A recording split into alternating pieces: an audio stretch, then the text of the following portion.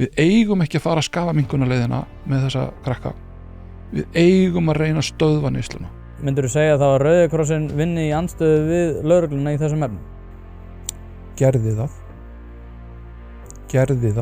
Það var það sem ég þurfti að reyna að taka samtali við þau. Þið hafið ekki forræði við barnið, þið berið ekki ábyrgð á barninu. Foreldrar bera ábyrgð á börnunum sínum þar til þau verða 18 ára. Foreldrar ráða högum þess þar til þau verða 18 ára. Það engin annar. En ég upplifi bara að sko bofs umhverfið sé bara farið inn í skaðaminnkunar. Alveg upp á þeim tíma þegar Ísfirðingar og Bolvíkingar slógust sko. Já. Hvernig var það að slást við Ísfirðinga og Bolvíkinga? Bolvíkinga. Það var bara hluti af vinnunni. Ég var aldrei í því sem Gummi Fylkis út í bæ heldur sem lögga. Þú varst upp á þeim tíma, við erum byrjaðir sko? Nú erum byrjaðir. Já, þú varst upp á þeim tíma þegar menn fóru á sveitaball og voru bara handjánaðar og hent ofan í kjallara til þess að láta það renna af sér. Kannski ekki alveg ofan í kjallara sko, en ég byrja í löggunni 85 og þá erum við í matrósafötunum, það sem hátíðarbúningur í dag, með hvíta húfu, löggubílarnir svartir og með rauð ljós og það var slegist 50daga, föstudaga, laugardaga og sunnudaga í Sjallanum og Krúsinni og þá var svolítið, gat verið heitt milli Ísfirðinga og Bolvíkinga. Svo var Hnífsdalur var svona hlutlaus staður. En náttúrulega Bolungarvík var alveg sér, þetta kaupstaður og þeir voru með sér löggu. Þannig að ósliðin skildi þarna á milli sko. En svo 91 þá þegar að aðskilnaðurinn var 1991 þar sem þetta skilja milli sýslumann og lögreglu, þá tókum við Bolungarvík tíma. En ég man svo ekki hvaða ár það er það ætla að sé 97 eða 2007 sem að þetta verður bara lögreglan á Vestfjörðum. En þá ég fór 98. Já. En það var oft líf og fjör þarna og ég segi það á laugardags- og sunnudagsmorgnum svona 5 þá var maður komið með nál og tvinna og byrjar að sauma hnappana á aftur og spælana á jakkana sko. Voru menn að slást við lögregluna líka? Já, sjálfsögðu, það var náttúrulega slagsmálin gátu verið svolítið öflug sko. Og var það ekki tiltökum máli og réðast á lögreglumann? Nei, það var ekki þannig að þeir var að ráðast á, þeir voru að verja sig og vildu kannski fá að berja hinn sem við vorum með í tökum, þannig að þetta voru svona áflóð við að halda mönnum hvor frá öðrum og svo þurfti náttúrulega yfirbuga þá sko. Og þarna kannski byrjar sko þetta með nál og tvinna að því að ég dunda mér við það í hjáverkum stundum að búa til skírnaslaufur sko, þannig ég með nál og tvinna að búa til skírnaslaufur sko, þannig að kannski það upprunnin að því að ég fór þangað sko. Og þú ert búin að vera í lögreglunni í 40 ár? 40 ár pluss sko, síðan í september, ég byrja 1. október 85. Já.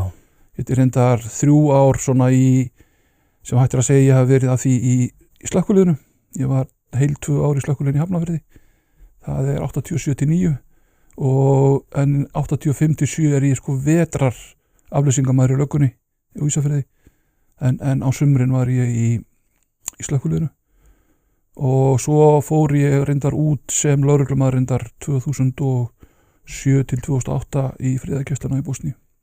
Já, það er svakalegt. Hvernig hafa lögreglustörfin breyst á undanförnum 40 árum að þínu viti? Hvernig hafa þau breyst?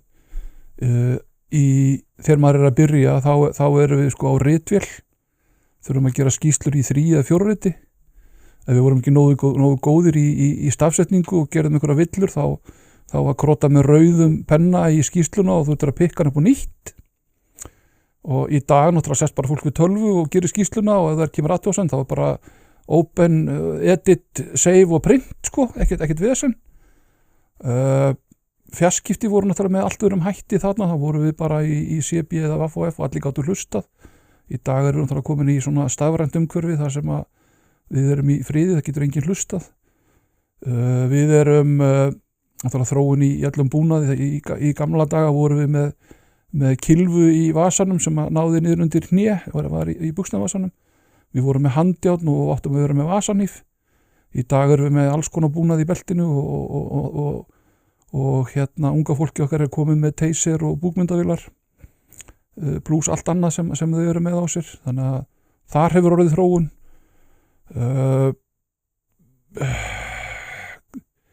Samfélagið náttúrulega hefur breyst, bílar eru orðnir hraðskreiðari, það verða alvarlegri slys en kannski það geta orðið mikið tjón en minni meiðsli, svo náttúrulega ef fólk nýtir ekki öryggisbúnaðina þá það að deyja, þetta var fólk að deyja þarna líka.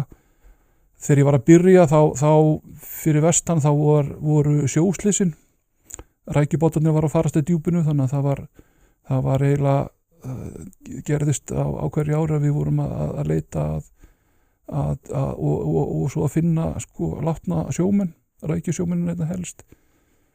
Nú það voru flugslys hjá okkur, það fórst flugvél frá flugfélaginu Örnum í djúpinu. Þegar að ég að koma inn í lögguna þá var þetta meira, þá var lögregluskóli, þá voru lögreglustjórnir sem ákváða hverju færi í lögregluskólinu, hann var einn í Reykjavík. Þannig að þeir réðu sitt fólk og sendu það í nám. Núna þetta orðið háskólanám og við höfum svolítið kannski leyft okkur að gagnrýna þessir eldri að það skortir á en þó verið að bæta úr að kenna unga fólkinu okkar háskólanámið. Og við sjáum það að það er ekki lögð mikil áhersla á íslenskuna, það litið svo á þetta fólk sem er með stúdentspróf á að verða komið stúdentspróf í íslensku og þá geta verið vel skrifandi en stundum verður maður bara svona spurnarsvipur þegar maður les skrif unga fólksins okkar. Það er við erum hættir að þurfa að teikna, það rákust saman á bílar og brotnaði stefnuljós og við erum að fara út með mælihjól og mæla vettvang og götur og teikna þetta allt saman upp sko. Núna eins og hér í bænum þá er bara hringt í þjónustufyrirtæki sem kemur og gerir þetta og út á landi getur fólk bara tekið upp snjallsímann sín og afgreitt árekstur bara með einföldum hætti í appi. Umhverfið okkar í dag er orðið þannig að það er allt sem við gerum, segjum og hreyfum okkur er loggað. Það er hvað svo sem við gerum í tölvu, það er allt loggað. Öll fjarskiptin okkar eru á upptökum. Bílarnir okkar eru í ferilvöktun og við sjálfum leiðum við setjum talstöðuna á okkur og kveikjum á henni, þá erum við í ferilvöktun, það sést alls þar hvar við erum og hvert við höfum farið. Við erum með búkmyndavélar,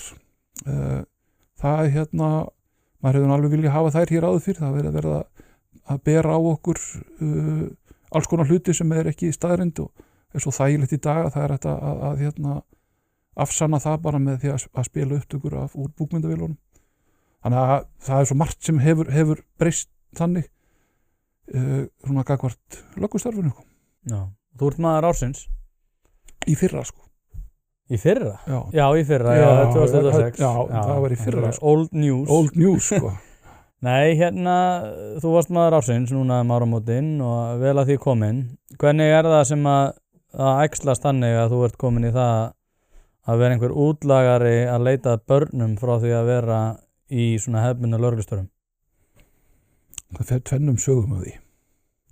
Ein er svo að ég hafi verið erfiður starfsmaður og það hafi þurft að kúpla mér út þar sem ég var og koma mig fyrir annar staðar. Varstu skipulagsbreyting?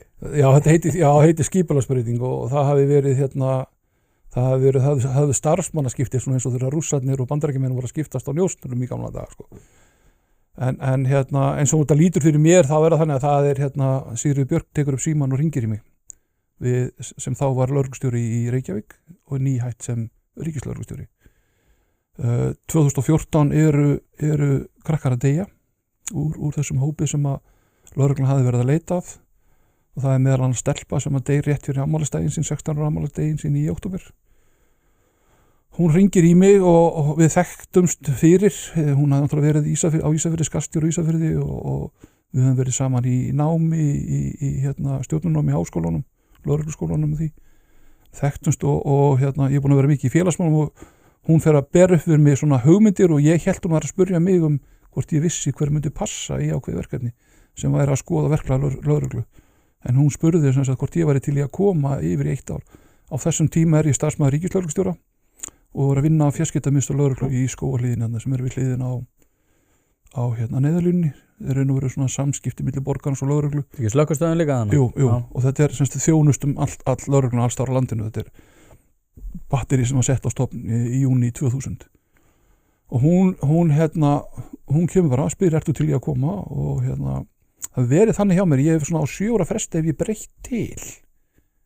Þú veist, ég byrjaði á fjarskiptinu 2000, ég fyrir út í Bosníu 2007, kem aftur 2008 og þarna voru bara aftur að verða komin svona 7 ár og ég segi bara já, heyrðu, ég til ef Haraldur vill sleppa mér, þannig að þá var ég reyndar á leiðinni til Úkraínu í kosningaleftirlit fyrir friðargæsluna og ég sagði að ég að fá að klára það, ég ætti að koma heim bara rétt undir mánaðamót og það var bara úr og 1. nóvember byrjaði ég í þessu að endur skoða verklag lögreglu við að leita ungmennum þar þegar barnavend hefur beðið um aðstoð og ég raun og veru mjög fljótt einhvern veginn eigna mér bara verkefnið. Ég hendi mér í þetta, ég byrja að tengja skrökkhólmi, ég næ að vinna mér traust þeirra og þegar árið var liðið þá var ég bara spurður fyrir það fyrsta var ég spurður hvort ég væri til að vera aðeins lengur og þá sagði Haraldur bara viltu ekki bara fara, ég held að það bara vilja losna við mig og ég bara tók skrefið og fór og er búin að vera í þessu síðan þannig að hvað að segja, tímabundi verkefni til 1 árs núna orðið lagt að staði 12 ári sko. Og já, það svona breiðu strókunar í þessu. Já. Að kaupa og skipta dekk hefur aldrei verið einfaldara. Drífa.is í samstarfi við fjölda dekkjaverkstæða og alhliða lausn þar sem að þú getur flett upp þínum bíl með því að skrá inn bílnúmerið og keypt dekk í þeim verðflokki sem að hentar þínum bíl best. Nú ef þú ert í vafa dekkjastærðir þá getur þú einnig tekið mynd af dekkjunum þar sem að vefþjónustan staðfestir þetta allt við þig. Þetta kann að hljóma of einfalt til að vera satt en svona er þetta nú samt. Einnig boðið upp á sérþjónustu þar sem að dekkjabíllinn kemur upp á dyrum, umfelgar, skiptir dekk og hann jafnvægir stilltur á staðnum. Eins og ég segi þá hefur þetta aldrei verið einfaldara og nú tíminn eins og við vitum öll, skelltu þér inn á drífa.is og fundu bestu dekkjaþjónustuna sem hentar þér. Hlaðvarpið í samstarfi við fyrirtæki sem að veita úrvalsþjónustu og eitt af þeim alvöru bón. Við skulum bara vera hreinskilin, ef þér þykir vænt bíliðinn þá lætur þú gera þetta almennilega og það nákvæmlega sem alvöru bón gerir.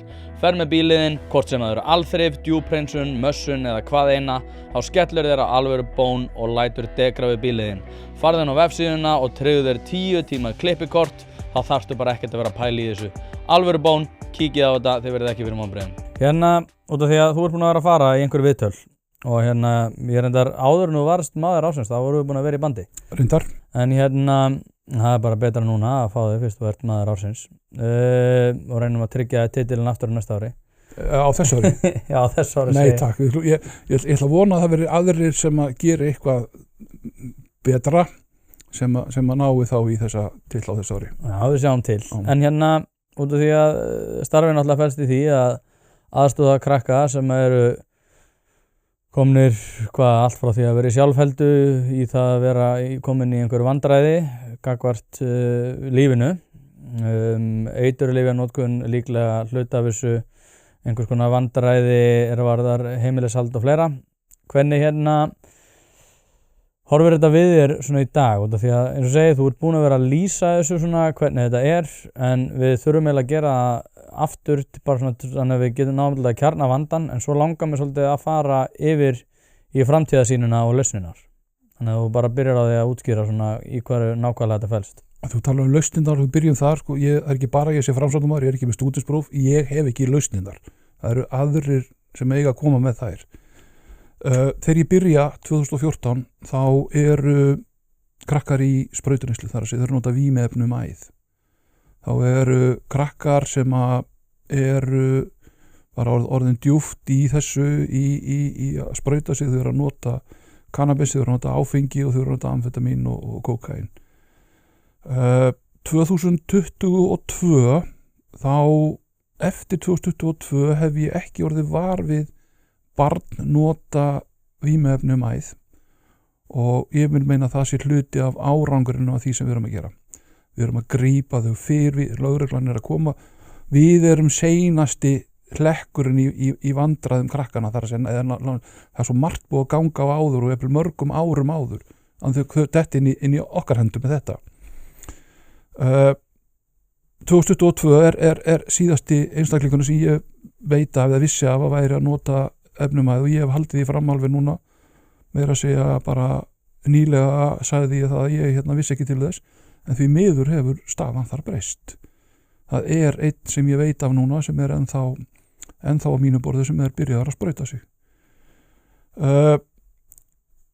Krakkarnir þegar ég byrja þá eru þau eru í hópum og þau eru í sínum hverfum. Þarna er strætómiði og skiptimiði og þarna eru samfélagsmiðlar ekki orðnir eins og þeir eru í dag. Þannig að þetta var svona öðruvísi. Á þessum tíma eru líka krakkarnir sem voru í sprautuneyslunni, þeir voru að sækjast í eldri krakka, eldri einstaklinga, eldri neysluhópa og þar leiðandi var ég að finna þau í það sem fólk kallar grenum. Það tók svolítið tíma að kenna þeim hópi, þessum eldri, að vera ekki að hleypa þessum börnum inn til sín. Og það gerir maður með stöðugu eftirliti og þegar maður hefur grunum það að barn sé inn á einhverju stað þá bara fer maður þangað og þessi hópur vill síst af öll að við séum stöðugt að koma í heimsókn. Þannig að þeir virða það til þess að losna við þig? Já. Okay. Þannig að það lagaðist. Það sem fór svo að gerast var í raun og veru það að maður svona fór að fljótlega sjá þeir sem voru kannski sérstaklega gott stelpunum hættulegastir, ef maður nota orðið hættulegt það, voru 18-25 ára strákar sem höfðu sjálfir verið á þessum stað í neyslu, stöðvist í þroskabyrju, snemma í neyslu, mikið í neyslu, þeir voru alltaf að sækjast í 15 ára stelpunar. Þeir eltust ár, stelpunar voru alltaf 15 ára. Þannig að þar þurfti líka að kenna þeim aðeins á lífið og þá notaði maður lagrein í hegningalögunum sem er 193. greinin, stundum kölluð barsráðsákvæði. Þar segir að hver sá sem stuðlar að eða aðstoða barn við að komast undan forræði er þetta refsónum alltaf 16 ára eða alltaf ævilangt. Þannig að maður þurfti bara að kynna það fyrir þeim. Af því að algengasta svari sem maður fekk þegar maður bankaði og ég var að leita að einhverjum, já hún sagðist vera 18 en var kannski 15 og við vissi viðkomandi. Þannig að ég leta bara skrifa undir það að þeir vissu að viðkomandi einstaklingur væri þetta gamall. Öll samskipti við barnið væri í andstöðu við vilja forráðamanna. Þannig að það væri alveg á hreinu. Og síðan bætti ég við ef það voru einstaklingar undir 15 ára, þá bætti ég því við með greinina varðandi kynlíf með börnum, þar að sé einstakling undir 15 ára, það væri refsivert. Þetta virkaði líka. Þetta virkaði ágætlega, það var reyndar einn sem að ég þurfti að skrifa nokkur bréfin, þau voru 5, 6, 7, man ekki nákvæmlega töluna því hann var alltaf að ná í 9 ára nýja stelpur þannig að ég þurfti svolítið að kenna honum þetta og ég hef verið að fá dóma eða við, lögreglan við höfum verið að fá dóma á einstaklinga sem að vissu það að viðkomandi væri voru annarkot búin að skrifa upp á það eða búið að sína fram á það með öðrum hætti að þau vissu annars vegar aldur barnsins og hins vegar að þeir var að gera eitthvað rangt bæði kallar og konur, þannig að það sé á hreinu og fólk hefur fengið með 8 mánuði og 12 mánuði skilorðsbundna fangelsisdóma fyrir slíkt. Þannig að þetta svona fyrstu árin sem þetta verkefni snerist svolítið árgangarnir, ég náttúrulega að byrja með líklegast 96, ég held að vera 1 eða 2 úr 96 og hún kemur 97 og árgangarnir eru til 2000 og ég var að reyna að rifja þetta upp í gær. Stærsti árgangurinn hingað til er fædd 2000. Hann er bara áberandi stærstur og þar voru stelpurnar talsveit fleiri en strákarnir. Aðrir árgangar og ef ég man rétt 2007 sirka eru þess að 2003 kemur aftur toppur og svo fer þetta niður á við til 2007 og kynja hlutvöldin eru bara einstaklingarnir hlutvöldin eru nokkuð jöfn. Það þarf að hafa í huga fjöldi leitarbeina eins og síðast ára eru 390 og 98 krakkar. 2018 voru beinirnar 285 og 124 krakkar. Það voru fleiri krakkar, færri beinir. En eftir 2007 hefur þetta farið upp aftur og þá eru kynja hlutvöldin farin að verða röng, en það þarf þá að hafa í huga 2007 dottin út, þá eru börnin sem urðu 18 á síðast ári 2008 er náttúrulega núna síðasti og kynja hlutvöllin, stelpunar eru farnar að vera, þær eru að koma yngri inn, þar að segja þær eru fleiri núna 2008, 9, 10 og 11. Árgangurinn. Já, árgangarnir, fætt á þessu ári, stelpunar eru talsveit fleiri sem eru einstaklingandi sem ég að fá, en það ekki þar með sagt að leitabeinirnar endurspegli síðan. Þær eru að koma inn einu sinni og dett út, en ég er kannski að leita ofta sama stráknum. En það var það í fréttum og síðast ári, ég var að leita tæplega 30 sinnum til þess að dreng sem að strauk alltaf úr, eða gekk, barnaverndarstofa lítur ekki á sem strók, því að þeir hefti ekki börnin, sem að gekk út af Stuðlum og Blönduhlíð og þannig að það er fljótt að raska kynja hlutvöllunum með fjölda leitabeinana, en einstaklingarnir eru aftur á móti núna, en líka árgangarnir núna sem eru inni, að það getur vel verið að strákarnir komið svo seinna inn og lægi kynja hlutvöllin, og þeir hafa núna 4 ár til þess 2008 reyndar vissulega svo 9, 10 og 11, að þau verða, þegar þau eru orðið 18, þá getur vel verið að hlutfallið hafi lagast. Þetta allan sýnir það að stelpunar eru að koma núna fullrætt inn og ungar. Og þegar þú segist ekki endilega vera með lausninar, en hver telur ástæðan sé fyrir því að þetta sé fyrir hendi?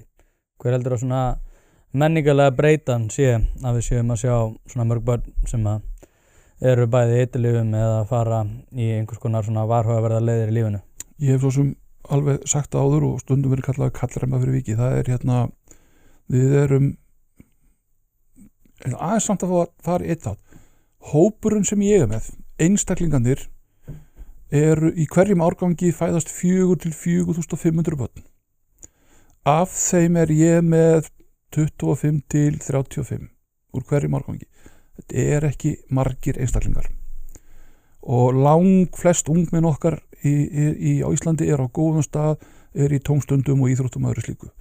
Aftur á móti er svolítið þessi háværa umræðum það, við erum að eignast börn og við þurfum helst nánast að geta farið út af fæðingardeildin og komið í dagvist, af því við þurfum að fara út að vinna. Og það er alltaf verið að börn eiga að fara yngri í hendunar öðrum svo við getum farið að vinna. Og það er verið að tala um að það sé slæmt efnahagsástand og sé erfitt að lifa, en er það raunveruleikin eða er það tilbúið, erum við að skuldsetja okkur af því að einhverjum vinahópnum er að gera eitthvað? Þú veist, erum við sjálf að búa okkur til þessa ríku þörf á að vera mikið út að vinna? Vissulega er svo verið að tala um jafnréttismál, það að fólk að geta þá farið í námál og slíkt, en ef við ætlum að eignast börn, ef við þá ekki gefa okkur bara tíma til þess að aðeins að ala þau, og hitt er þetta agaleysi sem að hefur verið að þróast svolítið mikið, finnst manni undanfærin ár, og það er náttúrulega bara svipuð smitáhrif og er með neyslu. Við erum með einn krakka sem er í mikilli neyslu og ef hann fær að vera þar og útigangi þá hefur hann áhrif annan hóp. Þegar við erum með fólk sem að lítur svo á að það er aðrir að sjá börnin þeirra, þeim kemur ekkert við hvernig þau hægir sér, þá er ég að tala um kennara til dæmis, þeir með ekkert orðið hasta á börnin, þeir með ekki, ef þau gefa þau ekki einkunnir sem að foreldrarnir sáttu við, þá fer allt upp í loft. Þú veist, þessi foreldrahópur fór af stað, hann eignast börn og þessi sáhópur er núna komin af stað með sín börn, þá verður svona snjóbolt árið, þá stækkar þessi hópur. Þannig að agaleysið og tíminn, það er svona það sem mér finnst við þurfum að mega alveg bakkaðinn sko. Hlaðvarpið er í samstarfi við fiskhúsið.is. Fiskhúsið.is er heildverslun fyrir veitingamenn sem vilja það ferskasta og það besta fyrir sína kúnna. Hvort sem það er fyrir veitingareksturinn, hótelreksturinn, mötuneytið eða hvað annað, þá ferðu inn á fiskhúsið.is til að sjá það gríðarlega úrval sem að strákarnir hafa upp á að bjóða.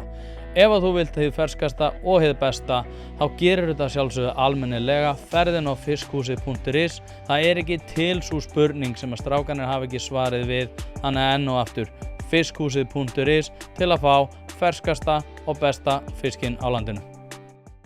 Já, ég er bara hjartanlega sammálaður. Ég hef ekki skilið þetta sko, ég hef rætt þetta mikið við Brynjar Karl, vinn minn, sem er einmitt líka íþróttaþjálfari, ég kenni hnefalega sjálfur. Og ég held að þetta hafi farið svolítið niður á við þegar við fórum að tala um hvað börn væru miklu snillingar sko. Börn eru mjög vitlaus og það er alltaf læg og það er bara gott að blessa. Það er enginn sem horfir tilbaka. Ég segi þetta hverjum einst að þetta er glæð. Horfir enginn tilbaka og segir bara ákveða mikið snillingu þegar ég var kringum 18 ára. Það enginn sem hugsar þetta og ég veit ekki á hverju ættum að gera ráð fyrir því að börnin okkar síðan svona mikil snillingar. En í ofanalega þá höfum við einhvern veginn samhliða því að telja börn séu svo mikil snillingar sagt við sjálf okkur að einhver svona stjórnlaus meðvirkni muni koma til með að ala upp góð börn og það ekki þannig. Nei, þetta líka þessi bómull, það að segja ég sagði um einhverju hlaðvarpinu, mamma hefði verið að rifja upp það sögurnar af því þegar ég var á þríhjóli og löggan kom með mig heim og þríhjólið aftan í landróðurnum að því ég fannst eitthvað upp í bæ á Ísafirði sko. Ég hef stundum sagt að sko, það á að vera búið allavega að brotna eitt bein og sauma nokkuð spor í barn áður það femmt. Hluti af því að þroskast að fá að gera mistök og læra á hættunar. Ef við erum alltaf með allt í bómull, hvað gerist þá þegar einhver verður fullorðin og það kemur eitthvað upp á?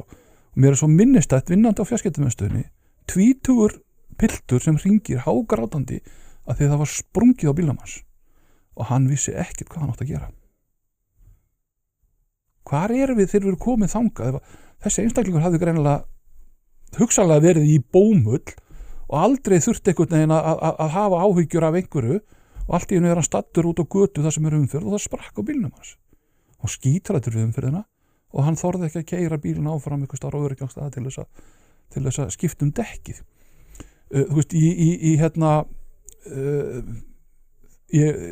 ég sem púki, ég veit fólk sem mani til bæjabryggjunni, svona timburbryggja sem voru svona stólpar og ég þá örugglega 5-6 ára og mamma eitthvað skiptið að leita að mér og kemur upp við bryggjuna og sér eitthvað hanga utan á bryggjunni og hún kveikir strax og þetta ég, þá hafði ég sem sagt fest öngulinn og príla niður og ég hékk svona með hendina á utan á bryggjunni. Þetta ekki björgunarvesti og það hörmung þegar einhver dettur í sjóin og drukknar. Ég held reyndar að ég hafi lært að synda hann í læra að ganga. Pappi var sundmaður, afreksmaður í sundi. Þannig að á fjarskiptamiðstöðinni vorum við að fá símtöl því að það var eitthvað krakki að príla eitthvað staðar og auðvitað gat það verið hættulegt að hann gæti dottið og meitt sig eða eitthvað slíkt sko. En hvað lærir barnið á því að detta og meiða sig? Það mun væntanlega þá passa sig á því að koma sér ekki í þær aðstæður að detti og meiði sig. Það svona hluti á þroskanum sko. Þess vegna bara hef leyft mér að segja það á að vera nánast skilyrði fyrir fermingu að vera allavega að koma með 2-3 spor einhvers staðar sko. Já, þetta eins og Jonathan Haidt hefur fjallað í sínum ritum þar sem hann hefur sagt sko að við einhvern veginn töldum að bómullarvæðingin myndi koma til með að veita svona öruggari heim fyrir börnin en í rauninni hefur það öfug áhrif. Já. Þar sem það töluvert hættulegra og hann hefur fært rauk fyrir því að við með símanum að þá höfum við í rauninni tekið sko krakkana úr raunheimum og líður rosalega vel með það og þetta við vitum bara krakkanum inni í herbyggi. En í rauninni erum við að skapa miklu hættulegra aðstæður þar sem að vera að steikið þeim hausinn 12 tíma dag með einhverjum 30 sekúndna vídeóum það hvernig þeir að horfa á heiminn. Jú. Ég Tryggvi Rafnsson krati í Hafnarfirði, við vorum eitthvað að spjalla saman á Gamlastað. Þá var við vorum að ræða snjallsíma og hann var ungur sonur hans með honum og hann er að taka mynd á okkur og með snjallsíma og hann reyndar á síma minn og ég fer að spyrja strákinn hvort hann sé með snjallsíma. Og hann segi já og þá horfi ég á Tryggva, ertu ekki örugglega búin að setja sko parental control og 360 og allt þetta þannig að þú hafi stjórn á því. Og það var allt fyrir hendi, hann sagði, en gumi ég að lendi í vandræðum með mína 4 ára. Hún fær lánaðan síman minn og þar engar hömlur, ég ekki með neinar hömlur á símanum mínum, hún bara fiktandi í símanum, hún bara komin á vefsíður, ekki ekki einhverju sögu hjá honum, heldur bara, hún að fikta í símanum og þá var hún bara komin einhvers staðar á vondan stað hægt í sig í netinu út á netinu eða appinu eða jafnvel búin að panta mat heim eða eitthvað þannig að hann hafi ykkur að stjórna á því sko. Þannig að við þurfum líka að passa litlu börnin okkar sem við leifum að leika. Ættu að leifa hana? Ég hef aldrei skilið þetta. Maður er að sjá til með sér fór þetta tenni og það var fólk að sko setja síma fyrir fram á barnið sitt jafnvel í kerru bara til þess að friða Já. Algjör aumingjavæðing og við erum einhvern veginn að horfa upp á börn sem eru bara þegar þeir eru að bíða eftir matnum að þá eru þau að horfa á einhver YouTube viðbjóð eitthvað gervigreindar hrylling sem að náttúrulega að steiki þeim hausinn eða kvorparsveiti eða hvað sem þetta allt Já. en við höfum bara menningarlega og ég reyndar náttúrulega þetta mun hverfa sko, við munum náttúrulega, þetta verður bara svona svolítið eins og sígarettunar, það vart ekki að reykja með lokaða glugga á barniðin í bílnum, ég held að verður svolítið eins, en núna í dag þá erum við með stórkostlega enginn og þetta er eins og þú segir sko, viðmót er vanalega það er svo erfitt að takast á við það þegar barnið fær símann minn. Barnið þitt á ekkert að vera með símann. Nei, ég er bullandi sigur hérna, ég sko 16 mánaða gamalt barnabarn og henni finnst voðalega gaman að herma eftir afa sínum og reyndar mömmu sinni sko, og hún að strjúka, ég er að leyfin að sjá myndirnar af sjálfu sér og vídeón sem að annarkot ég er að taka eða mamman er að senda mér og henni finnst voðalega gaman, þannig að hún er búin að læra allar hreyfingar, þannig að maður passar það ekki, þá fer hún.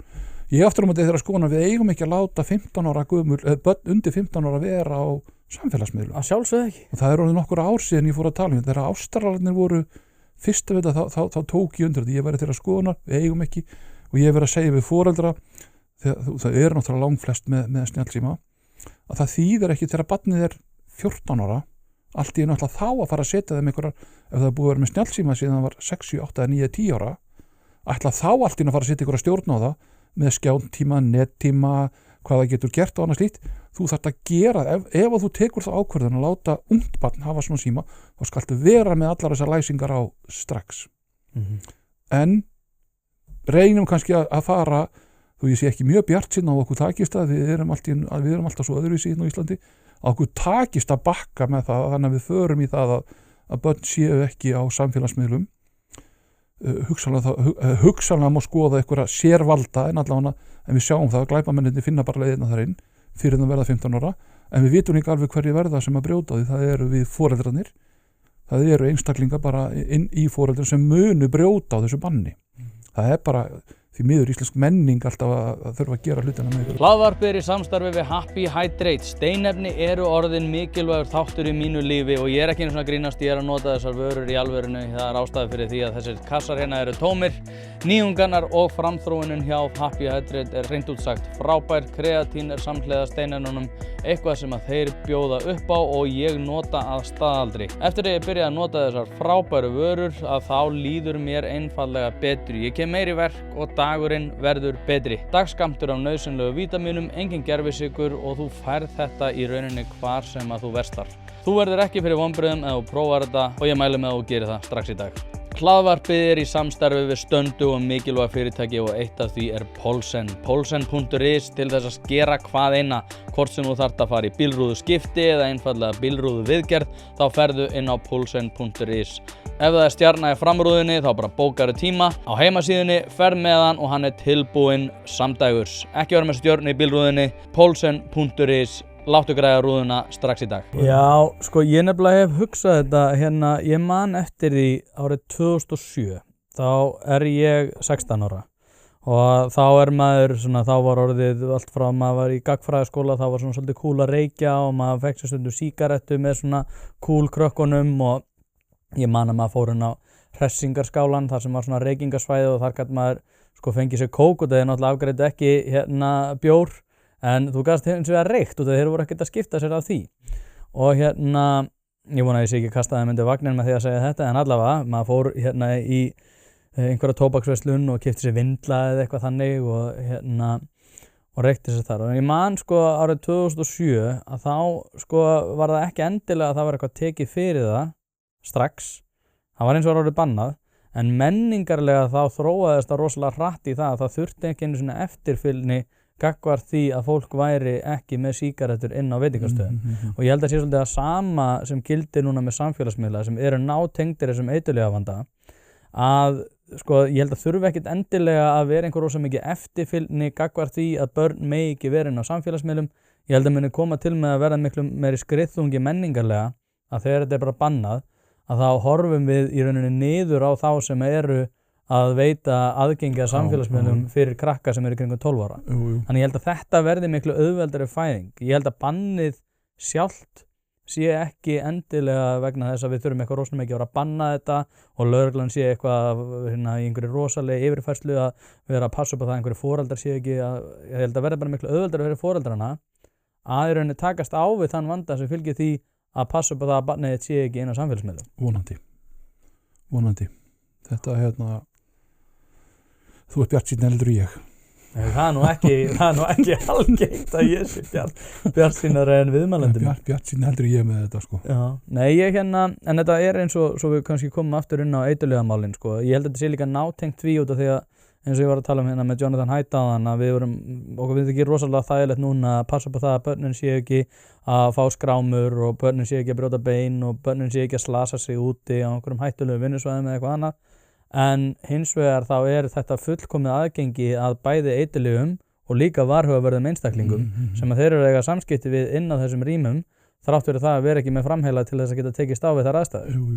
Þetta náttúrulega það sem að er ekki bara Skúli Bragi eða eitthvað sem hefur verið að ræða þetta að þegar foreldrar eru mjög ánægð með það að börnin þeirra séu inn í herbyggi en þau eru kannski á hættulegsta staðnum þar, sko. Ja, það er 100%. Þetta er saman Jonathan Haidt hefur verið að segja, sko. Þau eru bara á hættulegsta staðnum þar, sko. Já. Þetta er sko en svo við förum aðeins kannski lausunar og þegar þú sagðist ekki vera með lausunirnar en ég tel aftur á móti að þú er kannski besta yfirsýnina yfir þar hvar vandinn er hvað stærstur. Hvað er það sem þú svona ef þú tekur kannski samfélagsmiðluna út fyrir sviga og það ég persónulega horfandi á þetta út af við og ég pæla ekki mikið í þessu og þú að sjálfsögðu en ég tel að samfélagsmiðluna séu stærsta breytan en svona núna þegar við erum með breytt landslag, við erum með breyttan heim í undirheimunum þannig við tekið stórkostlegum breytingum eins og hefur verið fjallað við samtöku skipulega brotastarf sem annað sem að náttúrulega er með einhvers konar snertiflöt á þennan vanda líka hvað er það svona sem að ef þú ættir að tala fleiri breytur sem að eru kannski ástæð þessa vanda ertu með eitthvað fleira? Sko, það er svo sem þegar komið í gagnið og við munum ekki sjá árangur á því fyrir eftir kannski 10 ár það er þessi snemmtaka íhlutun ég sjálfur veit því ég starf ekki innan barnaverndarkerfisins ég veit ekki alveg hvað er að gerast og ég hef stundum sagt til dæmis sko ef að MST sem er meðferðarúrræði með börn heima ef það hefði ekki verið bætt í það hver væri til dæmis staða mín í dag væri ég á síðasta ári með kannski 2-fall fleiri einstaklinga og 2-fall fleiri leitabeinir ef ekki hefði verið byrjað ég man ekki hvenær er það 17, 18, 19 sem að Ásmundur Einar byrjar á þessari vegferð að breyta þessu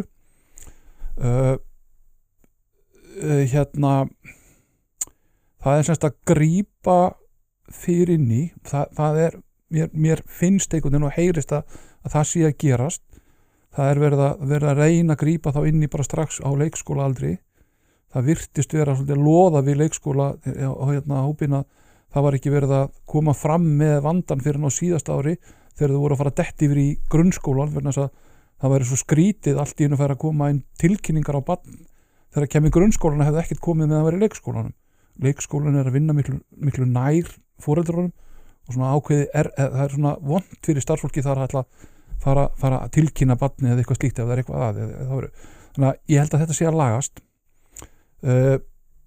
við þurfum að mínu viti að taka þarna í handbremsuna gagnvart þessum krökkum börnum í neyslu við eigum ekki að fara skaðaminnkunarleiðina með þessa krakka við eigum að reyna að stöðva neysluna og við sjáum það bara gerast með strákana 3 sem eru núna niður í Afríku og sko Suður Afríka þú veist hvað er það fyrsta sem þú svona til dettur í hug þegar það fyrsta sem kemur í kollin á þeir er ekki það að það sé eitthvað það er eldfimt pólitískt ástand já að það sé eitthvað flott en þar var bara gripið daginn sem þeir mæta inn þá bara tekið í handbremsuna með neysluna og farið að vinna í síðan þeirra vanda í framhaldi en það ég upplifi ekki að það við sem að gera það hér með þennan ákveðna litla hóp sem er komin djúpt inn í neysluna auðvitað við eigum að reyna að fyrirbyggja það við farið þangað en leið og við erum farin að fá vísbendingar á þessu við komin þangað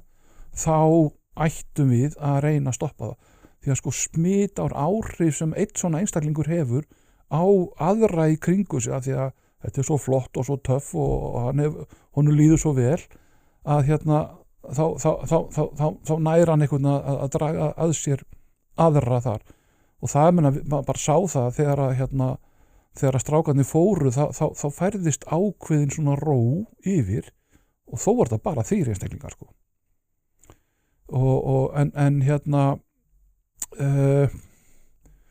þannig að reynum aðeins að fara því ég upplifi bara að sko bofs umhverfið sé bara farið inn í skaðaminkunar.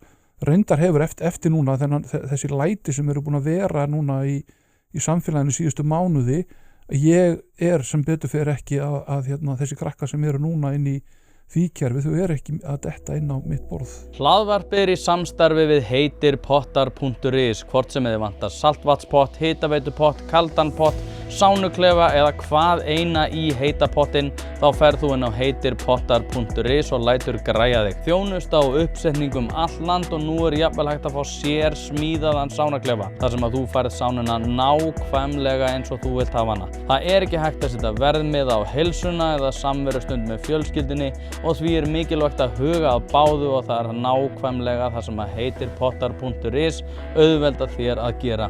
Hvort sem þú ert að endurnýja gamla pottinn eða gera þetta frá grunni, þá getur þú sendt skilaboð á netinu eða bara einfaldlega kíkt í verslunina að Fossalsi 13 en þar er opið alla virka daga milli 10 og 17 og á laugardögum milli 10 og 14. Ekki drolla við þetta, þú veist að þið langar í heitan pott og sánu heimtíðin, heitirpottar.is græja þetta fyrir þig. Nei, ég sko verða eiginlega að taka undir út af því að sko ég fengi hérna Sölu Ragnar og hérna í viðtöl og ég hef lesið Jóhann Harry öskraði eða ópið, man ekki hvað bókin heitir en ég las hana hérna það náttúrulega hérna svona kenningin það að þau voru með rottur sem hafa aðgengi að kókaini og þau hafa einhvern svona leikigarð þá munu þau alltaf koma til með að misnota ekki kókaini heldur bara nota það í einhverjum litlum mæli og þar af leiðandi eigum við frekar að vera að koma til móts við þess að hópa með skaðamengandi úrræði þar sem þeir hafa aðgengi að einhvers konar, já, ekki lyfleysum heldur einhver svona samheita lyfjadæmi og eiga jafnvel að hafa aðgengi að eiturlyfjum og þá munu þeim koma til með að vegna betur. Ég hef mist 2 vini í gegnum eiturlyf og ég hef verið með mjög mikið af eiturlyfjamönnum sem hafa komið til mín í boxið og ég hef rætt þetta við þá og þeir segja mér allir bara að ef að þetta hefði svona úrræði hefði verið fyrir hendi þegar þeir voru í neyslu að þá væri þeir ennþá í neyslu og þeir segja að þá hefði, ef ég hefði ekki getað rekist á hana botn, ef ég hefði ekki getað bara farið cold turkey eða í sumum tilfellum, trappa niður í sumum tilfellum, en ef ég hefði ekki getað komist frá þessum eiturlyfja kultúr að þá væri ég ennþá í neyslu. Og mín gagnrýni á þessi skaðaminnkandi úrræði er einfaldlega þau að bara að þú niðurgreiðir ekki vandamál sem þú vilt að hverfi. Heldur kemur það til með að aukast. Og ég hef svo lengi verið að pæla í þessu með skaðaminnkandi úrræðin og ég á vinkonu núna sem að verður mjög pirruð út í mig og hún vinnur í þessum geira. Komdu með nafnið? Nei, hún mynd. Ég er á sama stað með að segja það til, sko. Ég veit það, þú ert framsóknarmaður, sko, og ég veit alveg að sumir telja eitthvað, barnalegu framsóknarmennir hérna fíkniefnalaust Ísland árið 2000 Ég er alveg sammála því að það er kannski háleit markmið að segjast alltaf að vera eiturlyfjalaus árið 2000 eða 2030 eða hvernig það því liður. En hins vegar að þá getur það ekki verið leiðin fram á við að við einhvern veginn eiturlyfja notum okkur frá þessum vanda. Nákvæmlega. Og að því að tala skaðaminkunar hlutan, ég það urðu árekstrar milli mín og skaðaminkandi hlutans á sínum tíma þegar að voru þessi krakkar sem voru í sprautuneyslu. Ég er að leita, þarna var það úrræðið að taka fram fyrir hendurnar á foreldrar barnanna sem bera ábyrgð á börnunum og ekki það að þau voru ekki að skaffa þeim efni, heldur voru þau bara aðstóðuðu við neysluna með því að tryggja þau örugt umhverfi og hérna rúllandi eiturlyfjabíll. Já, rúllandi, já, en ekki með eiturlyfin heldur allt til þess að neyta þeirra. Þannig að það urðu alveg árekstrar þarna á milli okkar. En hver er staðan þín í dag á þessu?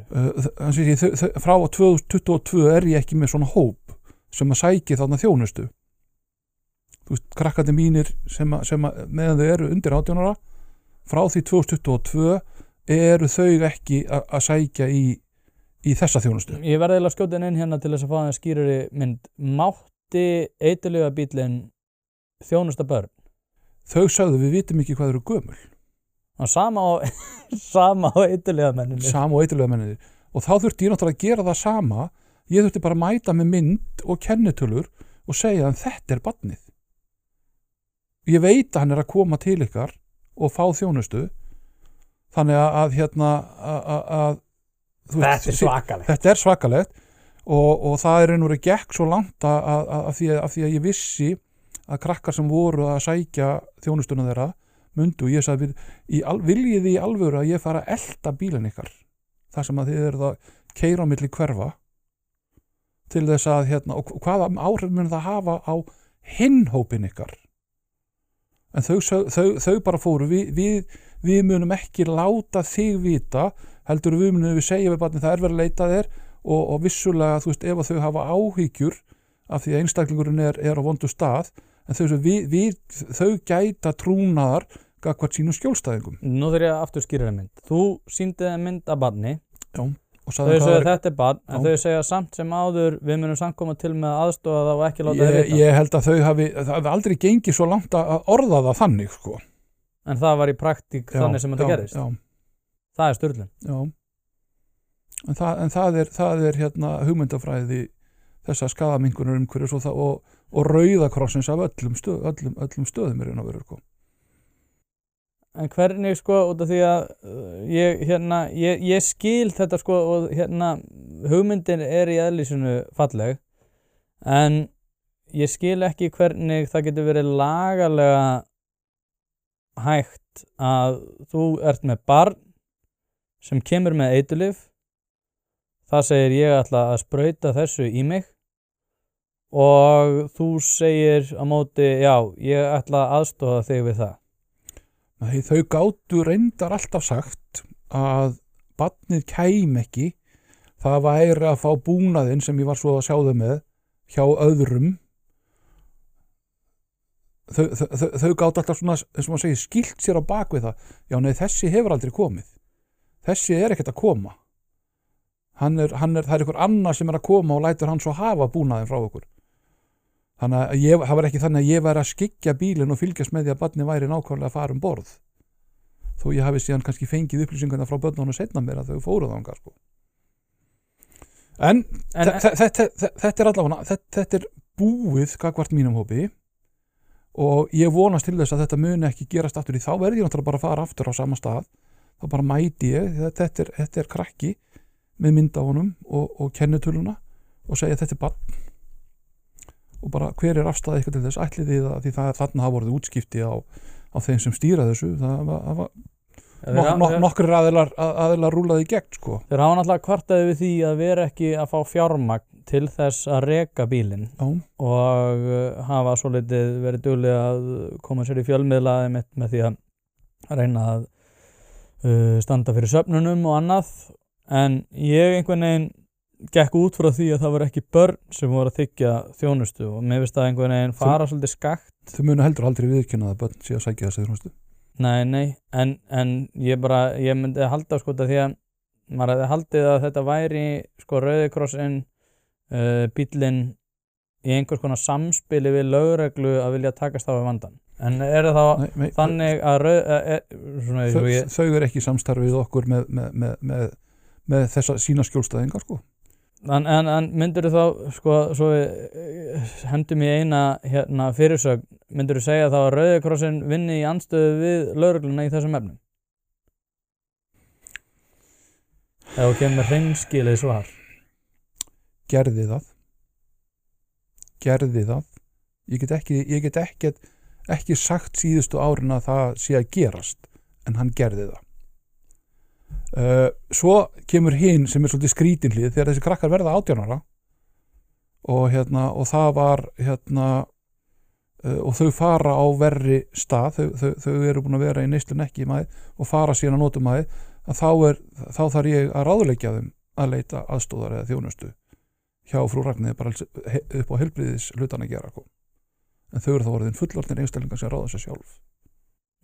Já, akkurat, það var, sko, ég líka velti fyrir mér út af því að ef þú ert með forráðamann sem barn og þú ert í eiturlyfjum og þá velti ég fyrir mér, sko, ég veit þú ert ekki lögmaður en það er kannski ágætt að velta fyrir sér, sko, lagalega hliðin ef eitthvað foreldri er þið spurt myndirðu vilja að ég myndi aðstoða barnið þitt við það að sprauta eiturlyfjum í æðina á því.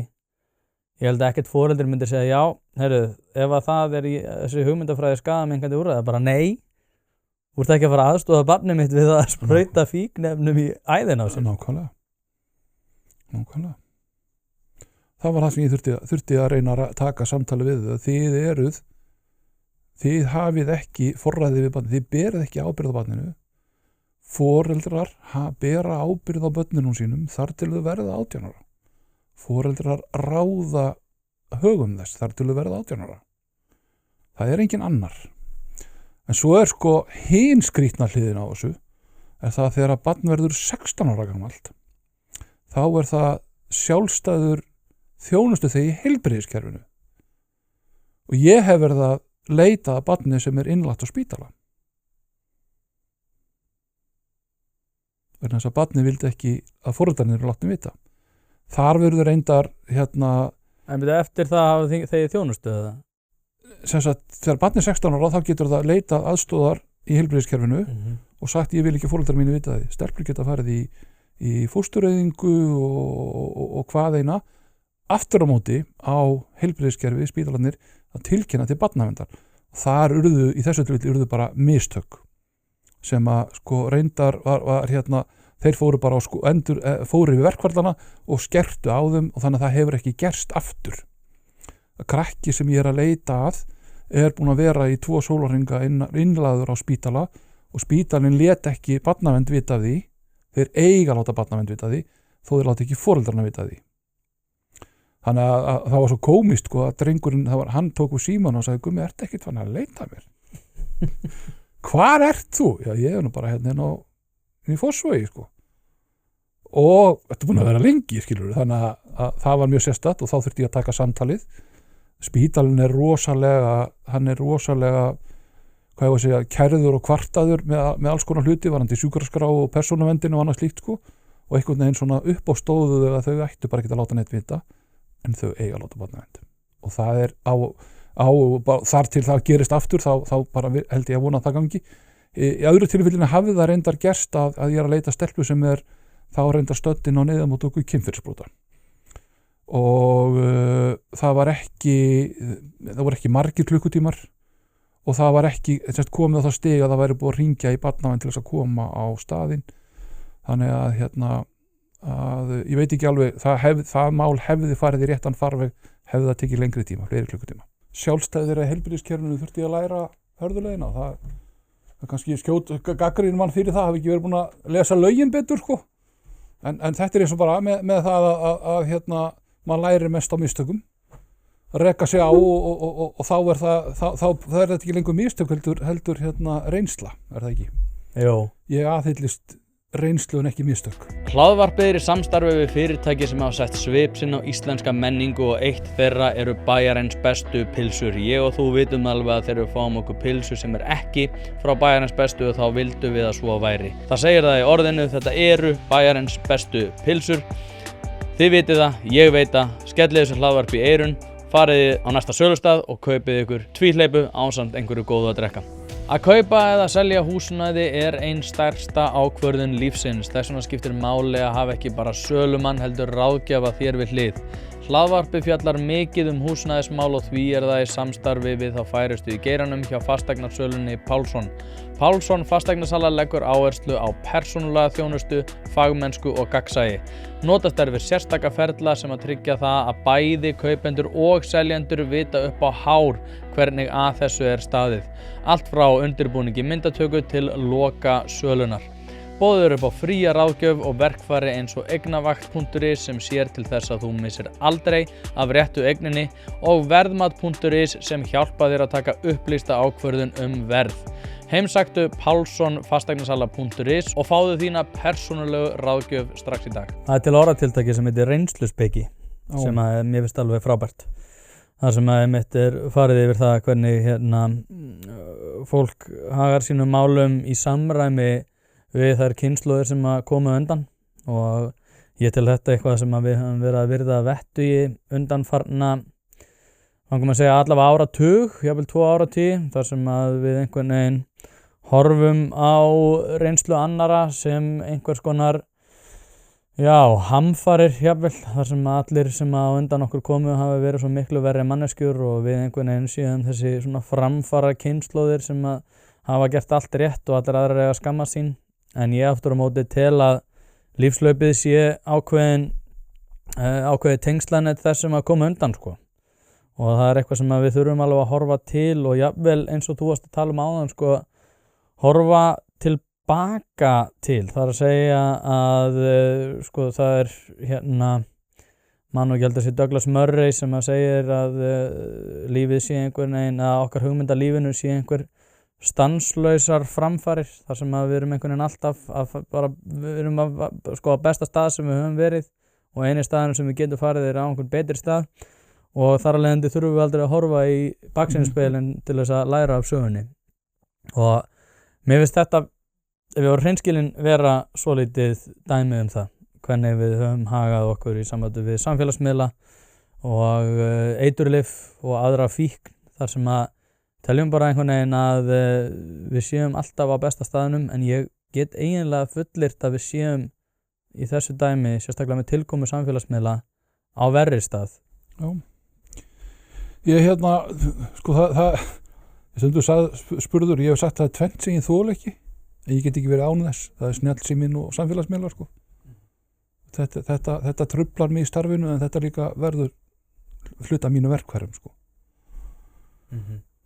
Þannig að sko, krakkarnir, ef við tökum einstaklinga sem eru í það miklu, þessi hópur sem að glímir við fjölþættan vanda, ég er svo gamall, ég næ ekki að fylgja öllum orðunum, heitunum sem eru alltaf að koma. Í gamla daga voru það kannski bara 2 orð eða eitthvað slíkt sem var notað eitthvað, en nú er þetta svo margt og eitthvað slíkt. En ef einhver er með fjölþættan vanda, þá er hann í öllum tilvikum með einhvers konar eiturlega vandamál, er það ekki? Ég er ekki viss um að það sé í öllum, en ég þekki skilgreinum ekki alveg nógu vel. En einstaklingur sem að er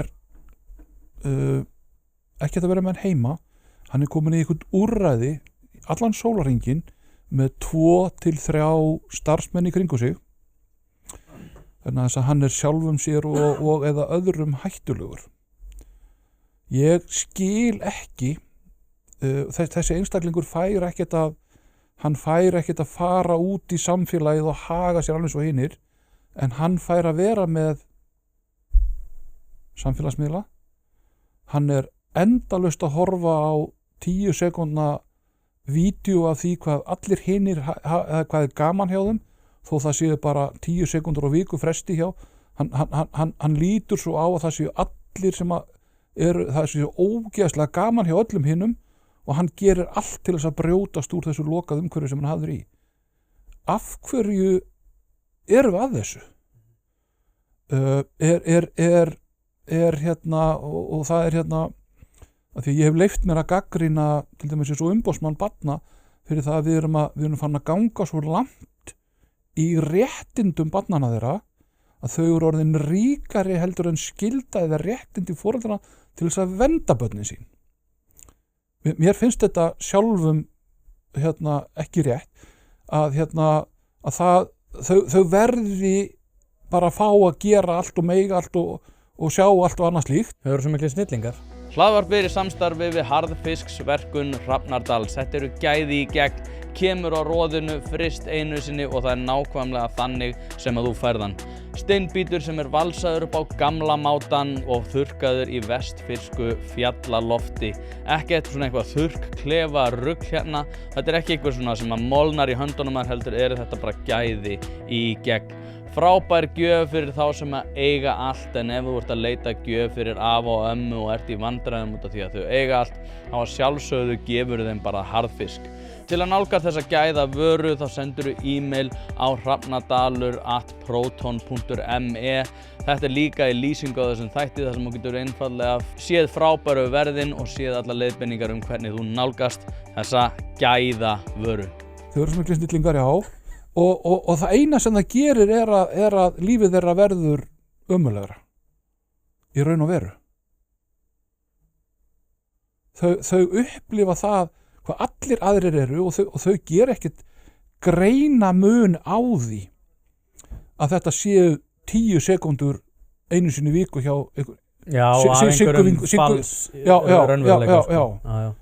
Nei, ég út af því að sko, nú þekki ég nokkra sem hafa unnið mitt í Klettabæ sem eru mitt úrræði sem er fyrir nákvæmlega þennan hóp sem þú ert að tala og þar bara orðið frægt að einmitt þetta sé stórkostlegt vandamál að einmitt þennan réttindi þetta, réttindi hitt og samfélagsmiðlar og allt það fram eftir göttunum og í rauninni miklu erfiðara að eiga við öll tilvik út af þessu og í ofunalag að þegar að þessi krakkar verða síðan 18 ára sem náttúrulega mjög frægt að þá í rauninni bara kaldur raunveruleikin sem að tekur við og þá sem sagt viðkomandi krakki ennþá verri í stakk búinn til þess að takast á við nýjan raunveruleika þar sem að allt einhvern veginn tekið úr sambandi. Nákvæmlega, á 1 sekúndu.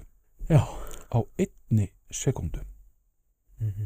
Það reyndar verið að hluti af þessari breytingu síðustu ára það að þegar sko síðustu mánuðina áður en að krakkin verður 18 ára þá fer félagslega kerfið, ekki barnaverndarkerfið, að stíga inn í eða það ljóst að viðkomandi þegar hann verður fullorðinn, hann ræður ekki við það, að þá farið að undirbúa það. Það var ekki þannig áður. Ég veit ekki hvernig það breyttist. En raunveruleikin samt sem áður það þarf oft tilvik að eiga sér stað áður en að það gerist. Já, og síðan sko, þau ekki svipt, þau hvorki svipt fjárræði eða sjálfræðinu þannig að þau geta nánast gert það sem þau vilja en þau eru samt eftir sem áður í höndum úrræðis eins og Klettabæjar eða annarra slíkra sem eru síðan heft af því að þetta séu sjálfráða einstaklingar. Þau eru bara að reyna að útbúa þeim eitthvað heimilisúrræði. Það þetta ein ljóstýra sem ég sé í þessu sko, því að þú nefndir áðan og kannski við komum lítið inn á það og talaður áðan sko að það var þannig að krakki sem var búin að vera á Fossvogi í 2 daga, hann hringir í þig og að velta því fyrir sér okkur þú ert ekki búin að heyra í honum. Þá velti ég fyrir mér sko þegar þú ert að hafa samband við þessa krakka sem eru oft á tíðum líka eiga við einhver vandamál að stríða í ofanalag við eiturlyfjaneysluna. Vilja þessir krakkar að þú finnur þau út af því að það svolítið sérstakt í þessu öllu og þegar maður var að sjá fréttir þetta og þú varst að taka við verðlaunum sem maður ársins þá var svolítið sérstakt að fylgjast með því sko að það væri eitthvað aðdráttarafl sem að þú hefðir þrátt verið það að krökkunum langaði eflaust að vera í neyslu í því hugar ástandi sem þeir voru í en vildu samt láta finna sig og aðstoða. Sko, stóra svarið það nei, þau vilja þetta ekki láta finna sig en sem betur fyrir eru þau mörg það skynsamlega að þau átta sig á því þegar ég búin að finna þau þá bara koma þau með góðu. Það eru undantekningar krakka sem að hlaupa eða við þurfum að slást við gerist alveg, en undantekningar þegar umræðan var hvar mest á síðasta ári endalaus brottlaup notum ekki orðið brottlaup þar krakkarnir voru að fara að því þau voru inni sjálfviljug undir 15 ára, þau hafa ekkert það að segja í meðferðarúrræði vegum barna- og fjölskyldustofu þá var því nánast lengt framan í mig að þetta væri sport þetta væri svo spennandi að labba út af því að svo kem ég að leita þeim og ég fekk símtalið eða beiðnina ef ég fann þau áður þau komust í efni og fór með þau aftur inn þá löbbuðu þau út aftur þau löbbuðu út komust í efni fengu sinn smók eða sinn skamt eða hvernig sem það var og þá í einhverju tilfellinu hringdu þau og sagði ég þarna getur þú komið og náði mig og þá gerði ég það og fór með þau á þann stað sem þau átt að fara ég upplifði það sem svo að það var ekki spennan við mig heldur var það skammturinn sem þau voru að leita í og þau vissu það að daginn eftir gætu þau aftur labbað út til þess að ná sér aftur í sinn smók þannig að þau voru þau í daglegri neyslu sum þeirra, ekki öll í daglegri neyslu á meðan það ætti að vera í meðferð þegar að krakki þeir fann að leita krakka í lengri tíma 4 dagar er mjög sjaldgæft og hérna ég er nú svona farin, ég sjálfur fer að ókyrrast á 4. degi. Þú veist, þá þarf ég kannski að fara að skoða einhverja nýja leiðir. En þegar að krakki er búin að vera þar og hann er orðinn þreyttur, hann veit alveg, þetta eru yfirleitt krakkar sem ég er búin að leita aftur og aftur og aftur, allt öðru sem er krakkar sem ég hef ekki leitað áður. Krakkar sem ég er að leitað aftur og aftur, þau veit alveg hvernig þetta endar. Þá er ég jafnvel búin að útskýra fyrir þeim, þú getur stýrt því, þú getur haft stjórn á því hvernig þú kemur tilbaka. Láta mig vita og ég kem og sæki þig, eða einkennrætti lögreglumenn rekast eitthvað starf á þig og grípa þig á einhverjum vondum staði, í einhverjum félagskap sem að þú hefur helst vilja losna við, myndu sjá að þetta myndi gerast. Og það er alveg skynsemi í þeim. Og þau velja það að segja, heyrðu, ég hringi þér eftir klukkutíma, segja þér hvað ná í mig. Þetta er áunnið traust. Þetta er það sem ég er búin að vera að gera í raun og veru allan tíman, er það að vinna mér inn traust þessara barna og ekki bregðast í. Þess vegna er samstarfið, þau eru til í þetta samstarf. Eru alveg einstaklingar, ég meina ég var á 9. sólarhring með einn núna fyrir áramót, en við vorum í daglegu samtali og ég þurfti að finna hann, en líka þegar ég fann hann, þá bara kom hann. Hann gat hlaupið, en hann kom. Ég velti fyrir mér hérna út af því að þú hefur núna þjónustað mjög marga krakka. 570 tæplega einstaklingar. Já, einmitt. Þá velti ég fyrir mér, sko, ef þú ættir að yfirfæra þína reynslu svona á það hvenar, sko, við förum aðeins svona í svartari hérna hliðar þessa mála. Að sko, hvenar gerir þér grein fyrir því að, þú veist, einstaklingur muni ekki ná sér úr þessar neyslu og muni líklega falla frá á einhverjum tímapunkti? Er það, sko, þú veist, sér það strax á því þegar þú sérð barn eða einhvern sem er í ungdómi, sér það strax að viðkomandi bara hann er það langt leiddur og er þannig persónuleiki að hann mun líklega bara falla frá á næstu 5 árum, eða sérðu það þegar þú ert búin að vera með barn, kannski frá það 12 ára og það stigmagnast og þú missir hann einhvern tímann á höndunum? Er þetta frekar þannig að þú sjáir það strax, eða er það einhver tímapunktur þar sem þú finnst, eða þér finnst eins og samfélagi sé búið að missa hann? Á þessum árum er ég búin að læra það aldrei að tapa trúnni á þeim. Aldrei. Ég hef verið með krakka sem að þegar þau verða 18 ára að þá munu þau vera þjónustu þegar í smáhýsum sveitafélagana sína. Það sem eftirlífir ævinar. Þau munu ekki verða venjulegir þjóðfélagssagnar með vinnu, fjölskyldu og annað slíkt. Og það breytist. Þau ná sér. Þau allt í einu er eitthvað, þau fara á botninn og þau ná að spinna sér upp og halda sér þar. Alltaf hættan samt á því að einhvern tímann löngu seinna komi fall. Og ég hef alveg séð krakka sem að ef þau getur notað orðið, afskrifað. Ég bara, ég gerði mitt besta þar til sekúndunni áður en þau verða 18 ára og það má ekki gleyma því, ég er ekkit einn í þessu. Barnaverndarkerfið, barnaverndarstarfsmenn og slíkir gerðu sitt besta til þess að halda þessum krökkum lifandi þar til þau verða fullorðin og ég held bara, þarna bara, ég get ekki annað sagt, ég gerði mitt besta, barnið er orðið fullorðið að tekur sín núna sína ákvörðun og svo kannski líður 1 ár og allt í einu er þetta barn bara á góðum stað, það er að vinna í sínum málum, það er hægt að nota, það er komið inn í þetta samfélag þeirra sem eru að vinna sér út úr þessu, það er komið með fjölskyldu, það er farið að vinna, það er farið að stofna fyrirtæki og þú er áttað á því að þetta er orðið sko, þessi hópur er orðin sko frá 96, fæddum 96 til núna 2014 sem eru þá 28 ár. Er það ekki? 2014. Aðeins týndur í útreikningum? Nei, 2014 það eru þá 12 ár. já þannig að þú veist, þetta er orðin hérna, svo elsti einstaklingurinn er orðin sko 29 ára hann er orðin 29 ára sem að ég hérna hef verið með í höndunum þannig að þau geta þetta og þar að leiðandi er ég hættur að hugsa þarna þetta mun aldrei bjargast svo gerist það líka að það er einstaklingur sem að ég held að væri bara á góðum stað hann er dáinn Já.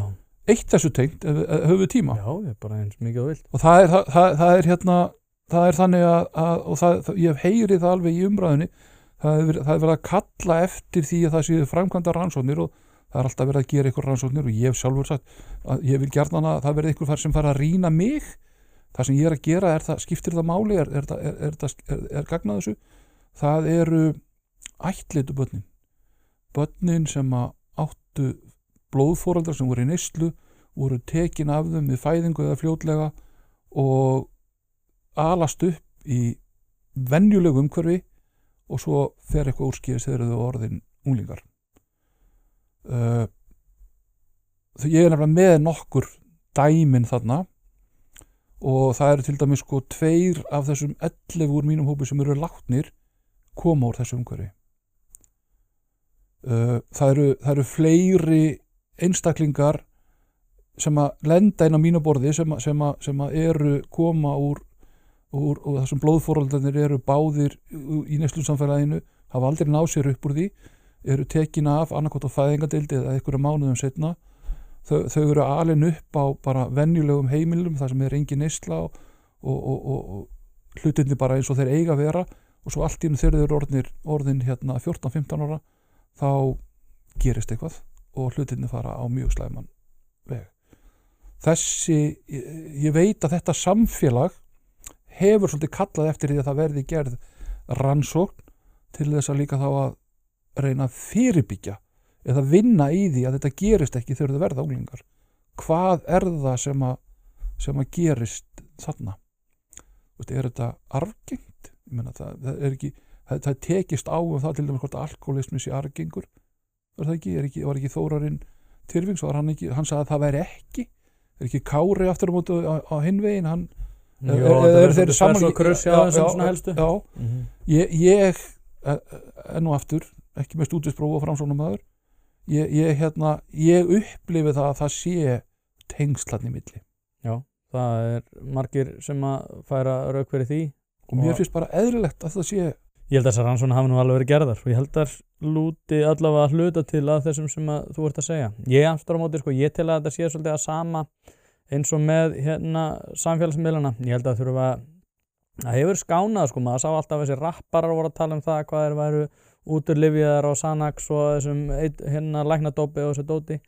Það hefur minnkað, þeir eru meira bara að tala um hvað þeir eru mikið pening og eitthvað þannig sem er töluvert skárra heldur en hitt. Ég held að þurfa að vera menningaleg breyting. Maður sá líka þegar Píratarnir voru alltaf að tala um svona hvað meinar þó ég fá mig smá skamt og mæti bara í vinnu hver er þú að dæma mig það var alltaf þessi svona peppavæðing gagnvart eiturlyfjum og ég held að menningarlega þurfi að takast á við það svolítið af þeirri hlið En þá erum við líka komin það sem er að gerast núna svona seinni árin það er viðhorfið gagnvart áfengi það er Þú vilt auka það? Nei, ég vil sem sagt að við stígum svolítið fasta til jarðar gegn áfenginu það er einhvern veginn svona samfélagslegt bara litið á enn og aftur ég er með mjög lítinn hóp af heildinni en einhvern veginn svona upplifum að það að áfengi sé bara eins og vatn, þetta sé ekkert skaðlegt og þetta sé allt í lagi en ég held að sé nokkrir þeirra skoðunar að þetta sé jafnvel skaðlega staðu þessu öllu Það er einhverjum sem segja það. Ég hef aldrei skilið það ef ég myndi til dæmis blanda fyrir því 2 drykki, einn var í 5% kókaín með og hinn var í 5% áfengi. Ég held að þú myndir skellið í bjórnum. Ég drekki mjög bjór vondur og það, þú veist, að því eins og sést ég er nautnasökkur og ástæðan fyrir ég drekki ekki áfengi að það mér finnst það vond á bragðið. Þannig að þú ert ekki edrú út af einhverjum vondur reynslu? Nei, og í fríðagæslunni þá því fríðagæslan er ekki staðið til þess að hætta að reykja eða ef þú glímir við það að vera að reykja eða nota mikið áfengi vegna þess að það lifur í tollfrjálsu umhverfi. Það er að segja að þú farð að kaupa allt þetta tollfrjálst og ódýrt og vinnutímin eins og þeirra var það sem ég var, við vorum að vinna bara dagvinnu virkadaga og þarna var við fólk vissi ekkert hvað átti að gera helgar og það var alveg mikil drykkja á þessu fólki og það var alltaf verið að pressa, það var alltaf ekki að fá þau og ég sagði alltaf ég ætti við drykkjuvanda að stríða þá fikk ég frið. Þú ert alveg típan í að svona drykkjuvandamál að stríða sko? Já. Svona leðurvesti og gamli skóli. Þannig að ég sagði það, my problem is I have a drinking problem. Svo líður ekki mánuður og þá var að fara það að ræða þetta og ég sagði my problem is that I don't drink og þá svona létti á þessu sko. En drekkur eitthvað áfengið það? Ég get gert það en það ekki verið eins ég þurfi þess Það social drinkar? Nei, mér finnst til dæmis allir þessi bjórar allt það, mér finnst það bara vond og það ekki en ég hef verið að reyna að þannig aðalega bara það er félagaþrýstingurinn, það er konjakið og ég reyndar fekk mér örlítið konjak núna í kringu jólunum þannig að ég var kvefaður, ég þurfti að ná úr mér kvefinu og ég er ekki að mæla með því en það allavega en þegar ég er í fámennum, góðmennum hópi þá drekki dökkt rom hunánsrom eða dökkt rom er eitthvað sem að ég get en ég þarf þess ekki ég get haga mér eins og fíbl án þess að vera drukkin sko. Já, ég mæli sko ég drekka ekki mikið rom en ég drakk rom á Indlandi því að ef þú finnur eitthvað rótstert áfengi og færð þér skot af því daglega þegar til að byrja daginn að þá ertu miklu ólíklegri til þess að lenda í einhvers konar magakveisu eða þá kvöldi. Sko, ég er fæddur uppalinn á Ísafirði og vatnsveitan okkar fyrir jarðgöng var yfirborðsvatn og það var ekkert óalgengt að það fyndust sko, sauðfé látið og það var alltaf mjög mengað vatnið þar þannig að það gerðist held ég aldrei að Ísfirðingur fengi matareiturinn á erlendum grundum alveg sama hvar hann var sko. Þannig að ég þarf þess ekki ég er með ónæmi fyrir þessu. Já, ég held að sé sama með Indverjan sko, ég held að sé einhverja sko amöbur sem við erum mjög veik fyrir eða veik akkvart. Ég veinu sem fengi matareiturinn. Já, þar lærði ég það að þú pantar þér ekki túnfisk, pizza og skíðahóteli. Já, nei, ég get alveg myndið með það. Já, ég var í Bosníu og það er mörg skíðahótelnar í hring og við erum að leita að hæsta byggða bóli þar. Það er 1700 metra hæð eitthvað slags og vorum búin að leita nokkra daga og gekk illa að finna leiðina og skellum okkur inn á skíðahótel til að fá okkur að borða og höldum svo áfram og sko upp í auðn og ég er valla farin að keyra stað þegar hausinn á mér fór að hring og ég ældi eins og múkki og það var ekkert í umhverfinu til þess að gera eitt eða neitt sko. Þannig að síðan þá hef ég látið túnfiskpitsu vera á skíðahóteli. Já, ég get ímyndað með það. Ég er enda að segja alltaf að fólk sko, ég hélt alltaf einu sinni ég hefði fengið matareiturinn en þú hefur eiginlega ekkert prófað matareiturinn fyrir þú fara hana á Indlandi sko. Þá fyrst var partí. Ég er ekki búin að fara þangað. Við skellum okkur einhvern tíma saman og förum í Himalaya fjöllun og fáum okkur túnfiskpítsu. Sri Lanka er á listanum þessu ára reyndar. Já, ég hef ekki komið þangað. Ég hef eins og að sé það frá Kanyakumari sem er syðsti hluti Indlands, þar sem þú getur séð til Sri Lanka. Góð viðri. Það er heimsþing alþjóðasamtaka lögreglumanna þar og ég hef farið annað slagið sem gestur og mér langar til Sri Lanka. Já, ég heyrti að það sé alveg yndislegt. Miklar, ég veit ekki hvort að pólitískar erjur séu akkur í dag og var fyrir einhvern 2 árum. Já, enda var fólk frá okkur, lögreglumenn voru þarna við friðargæslu sko. Já, það. Á sínum tíma. Já, akkurat. Herðu, við erum farin að tala í hringi hérna. Erum við góðir? Við erum geggjaðir. Gott. Ég er þakkarlega sáttur sko. En það ekki bara. En nú er þetta líka, ætla ég að vona að þetta sé bara með síðustu svona podcast samtölunum sem og ég geti farið að bara snúa mér vinnu þó að sé reynda rólegt í henni sko. Þegar ég er svolítið fann að tala sömu hlutin aftur en svona með smá. Þetta er samt alveg, sko, það sem er kannski merkilegt við að endur svona varpa þessu er líka út af þetta er hreyfanlegur. Ég meina eins og ég hef verið að tala við fyrir meitulega menn hérna og svona menn sem eru hérna hafa reynslu af undir reyndar líka ekki bara hérna heldur annars staðar. Þetta er að hreyfast svo hratt sko, þannig ég held að verði, það er alveg sama hversu oft maður að tala við þig, ég held að verði alltaf eitthvað nýtt hægt að finna út við það sko. Já. Ertu búin að tala við Everós hjá Berginu? Nei. Mæli með þú setur hana á listan hjá þér. Ég kom að með Sigurþóra Bergs sem er núna þingkona. Sonur hennar fyrirfór sér í framhaldi af því að það var brotið á honum og það mál fekk ekki framgang í kerfinu. hún setur í gang þetta úrræði sem heitir Bergið Headspace og ég eini kallmaðurinn í stjórn og undirbúni stjórn og svo stjórn þegar þetta er sett á og ég var þar í nokkur ár. Sigrún Sigurðar, líka þú ekki talað við Sigrún Sigurðar sem er hjúkrunarfræðingur, var lögga með mér á Ísafirði, við vorum saman með annars í öryggisgæslunni, ég er einn af fáum Íslendingar sem er farið ólympíuleika og unnið sko. Ég vann þar. Við fórum 20 lögreglumenn vorum öryggisgæslu í Atlanta. Sigrún og Eva Eva getur sagt þér frá berginu vegna þess að ástæðan fyrir ég er tekið með það þau áttu von á því að minn hópur myndi sækja sér þjónustu. Bergið er frítt fyrir krakkana og ekki, þú þarft enga tilvísun, það er ekki biðlistar og þannig eru krakkar þetta er frá 15 til 25 ára og þetta eru frjálsfélagsamtök sem afla bara sjálfsafla fé, reyndar verið að reyna að fá ríkið alltaf til þess að koma meira og meira inn í og það einmitt var svona smá hiti fyrir áramót út af fjármagni.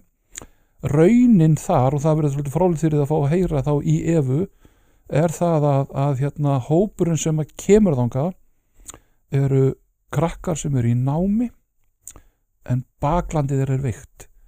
Langveikir foreldrar, langveik systkini, neysla skilurðu foreldrarna stýtt, en þetta eru krakkar sem eru að reyna að komast áfram og vantar eitthvað svona stuðning. Mæli með að þú heyrir í þeim. Ég skoða þetta.